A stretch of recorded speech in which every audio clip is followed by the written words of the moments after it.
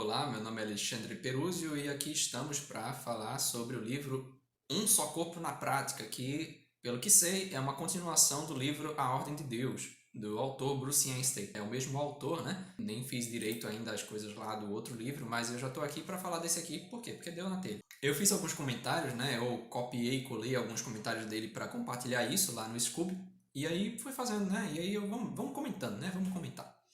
E aí ele diz: além disso, o pão, no capítulo 10, simboliza o corpo místico de Cristo, enquanto no capítulo 11 ele simboliza o corpo físico com o qual o Senhor morreu. Note aqui que o seu corpo não foi partido por nós, como diz a versão Almeida Revista e Corrigida, que é uma versão muito boa. Nessa parte aqui ela errou, né? Ela errou bem feio, né? Ele não foi partido, certo? O corpo dele. Mas simplesmente foi dado por nós, como aparece na Almeida Revista e Atualizada, que é outra versão muito boa, e nesse caso ela acertou. Pois as escrituras dizem que nenhum dos seus ossos será quebrado, então não pode acontecer dele ser partido, né? Não faz sentido. João 19, 33 a 36, né? Você pode ler lá. Além disso, o capítulo 10 tem a ver com as associações daqueles que estão à mesa do Senhor, enquanto o capítulo 11 trata da condição pessoal daqueles que partem o pão. É interessante fazer essas distinções, porque a palavra de Deus é maravilhosa, ela tem uma separação, uma divisão que só aqueles que são espirituais vão entender. Falam não que eles são superiores, não é porque simplesmente você tem a aceitação do que é. A Bíblia está dizendo uma coisa e você não diga a outra. Simples, né? Isso é o que a Bíblia chama de espiritual, é simplesmente aquele que entende as coisas do Senhor. É como explicar isso, né? Isso vem da aceitação pela fé. Quando você lê um versículo e crê nele, passo a passo você vai juntando as peças. Mas aquele que não crê, ele vai tentar entender do jeito dele. Quer dizer, ele crê em si mesmo. Então a base dele para entender a Bíblia é ele próprio. E aí por isso que dá errado. Por isso que aquele que é espiritual significa aquele que tem um espírito. E aí eu não posso explicar isso para o incrédulo. Como é que eu vou explicar isso? Eu tenho que explicar o Evangelho. E aí o Espírito Santo convence ele, porque é só isso que posso fazer. O incrédulo não vai entender isso aqui, não adianta. Não discuta com o incrédulo não, que você vai estar mais causando conflito, não adianta. Outro comentário, né? Bora lá. A Escritura desconhece qualquer outro conjunto de membros que não seja os membros do corpo de Cristo. Não existe na Escritura algo como ser membro de uma assembleia local. Não tem como, né? Ainda que às vezes escutemos as pessoas dizendo coisas como todos os membros dessa assembleia local. Pois bem, não existe isso, tá? Então o que é que existe? Existe ser membro do corpo de Cristo, que é aquele que contém todos os salvos. É um conjunto universal de todos os que são salvos, aquele que crê no nome do Senhor Jesus. Então, ser membro de uma assembleia local, isso não existe na Bíblia, tá? Isso é uma coisa que simplesmente não existe. Ah, então qual o problema? Não existe na Bíblia, mas eu posso... Não pode. Por quê? Porque já existe um sistema criado por Deus, que foi criado por ele, né? Que existe como cabeça o próprio Senhor Jesus. Não queira você criar um sistema que contradiz o Senhor Jesus. Mesmo que você esteja fazendo as coisas corretas e tal, dizendo que está se separando das denominações, ainda assim, se você não estiver no centro divino de reunião, porque existe esse local onde você vai ter o Senhor ali, né? Não adianta, você vai estar só criando um local separado dos outros e você não reconhece aqueles que estão verdadeiramente congregados ao nome do Senhor, certo? Isso é uma coisa complicada de explicar para aqueles que estão na denominação. Se você não tirar a sua mente e dizer, não, peraí, eu vou pensar de acordo com a Bíblia e não com acordo com as denominações, com filosofias, em oração e humilhação, você vai chegando nessas conclusões espirituais. Havia um padrão de doutrina e prática para todas as assembleias. Era assim que era, né? Hoje em dia, você pode ser cristão e tá fora completamente da doutrina. Por quê? Porque é uma bagunça hoje em dia, né?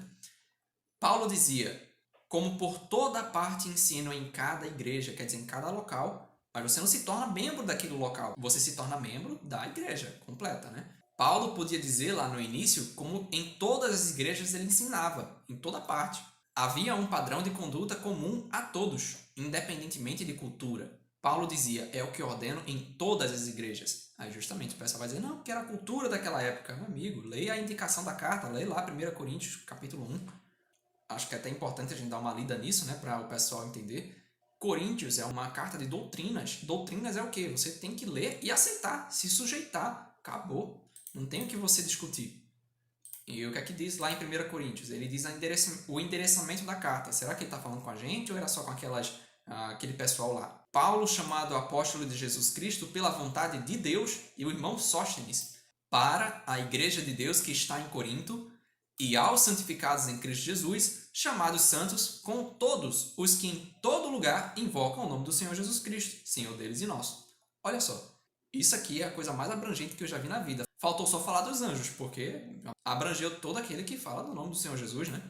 Então, se você invoca o nome do Senhor Jesus, você tem que olhar para essa carta e dizer: é para mim. E aqui um comentário clássico, né, para explicar esse tipo de erro, né? Aí eu comentei assim: será que hoje em dia o mundo respeita o Senhor Jesus Cristo? Claro que não, né? O mundo nunca respeitou ele.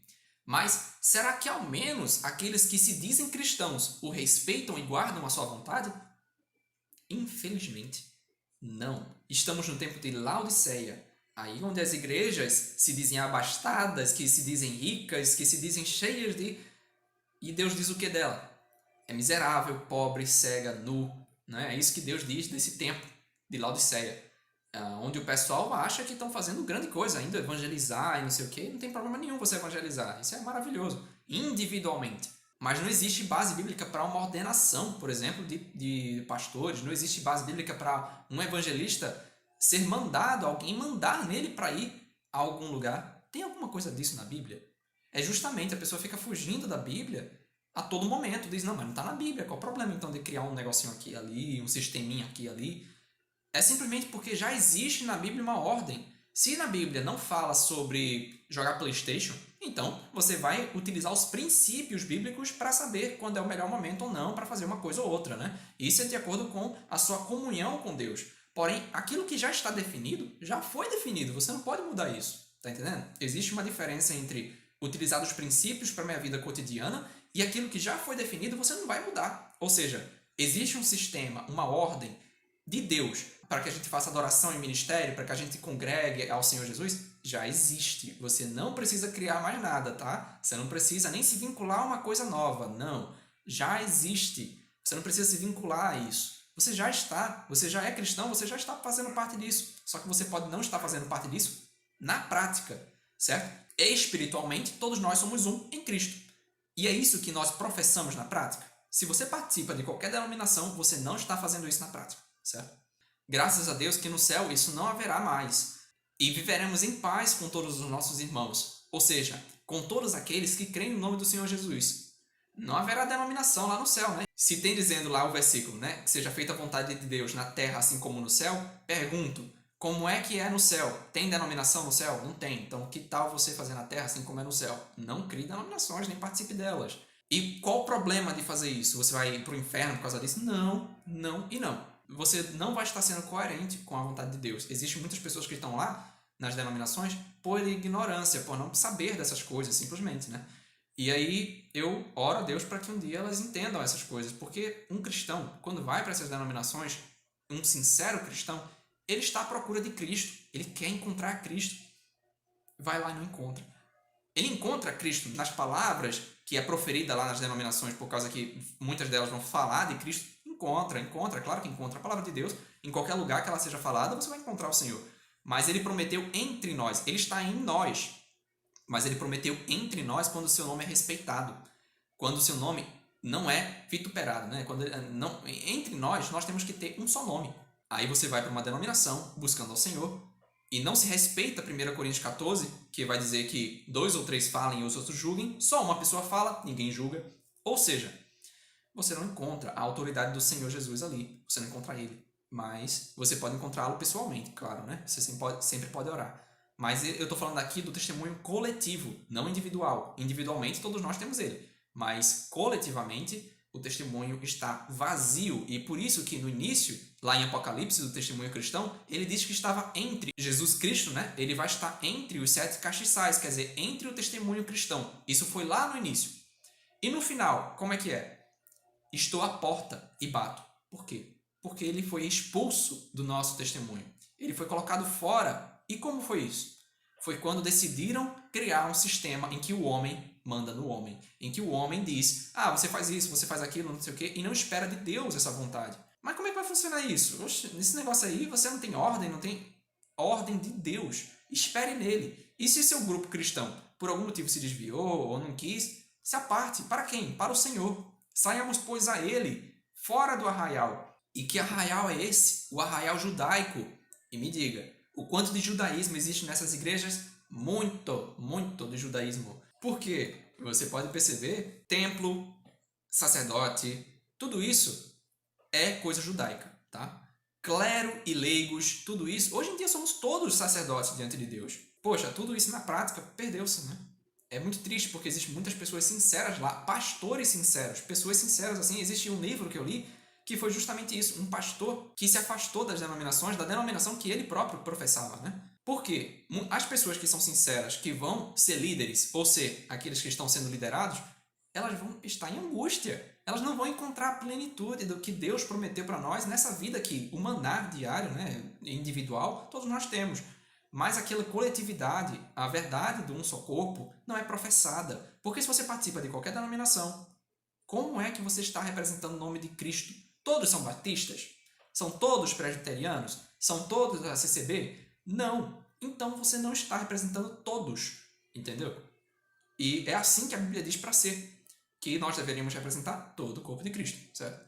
Então, bem, isso é um assunto complicado para hoje em dia, né? Hoje em dia é o dia de ruína. Não vai ser bem recebido esses vídeos. Eu sei como não saber, né? Se eu confio no testemunho de Deus, eu sei que essas coisas são de ruína. A qualquer momento Cristo vem.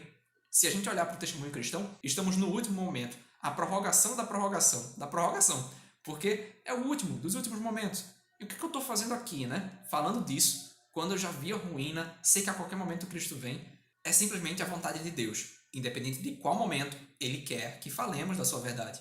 Não adianta, não vou mudar o mundo por causa disso. Eu quero somente dar luz para alguns pequenos sinceros irmãos que estão ali na aflição, buscando saber o lugar de reunião. Se você não quer saber disso, bloqueia o canal, vai falar de outra coisa, mas não enche o saco. Porque existem pessoas sinceras que estão buscando saber disso. Se você se incomoda com isso, busque na palavra de Deus, não cause confusão, né? Busque ele e ele vai responder sobre essas coisas.